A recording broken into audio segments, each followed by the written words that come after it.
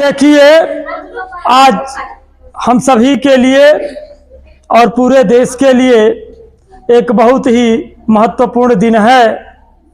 आज ही के दिन 14 नवंबर सन 1889 ईस्वी को हमारे देश के महान प्रधानमंत्री पंडित जवाहरलाल नेहरू का जन्म हुआ था।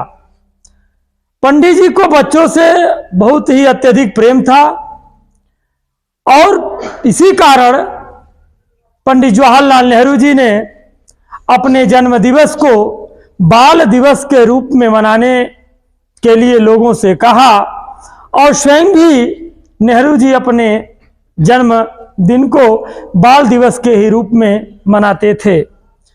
एक जापान की कहानी है कि जब नेहरू जी जापान में गए थे तो वहाँ जापान के बच्चों ने नेहरू जी से कहा कि हमको एक हाथी चाहिए। नेहरू जी बड़े ही उदार प्रकृति के व्यक्ति थे। इन्होंने जापान के बच्चों के लिए जापान में हाथी भिजवाने का भी कार्य किया। देश के लिए प्रधानमंत्रित्व काल में पंडित जवाहरलाल नेहरू जी के द्वारा एक से एक महान कार्य किए गए। भारत और चीन का समझौता भी राष्ट्रनायक पंडित जवाहरलाल नेहरू जी के ही प्रधानमंत्रित्व काल में पंचशील सिद्धांत के आधार पर हुआ था। आज इस महान विभूति के जन्म दिवस को हम सभी बाल दिवस के रूप में मना रहे हैं। आप सभी बच्चों को चाचा नेहरू के जन्म दिवस की हार्दिक बधाई, बहुत बहुत शुभकामनाएं।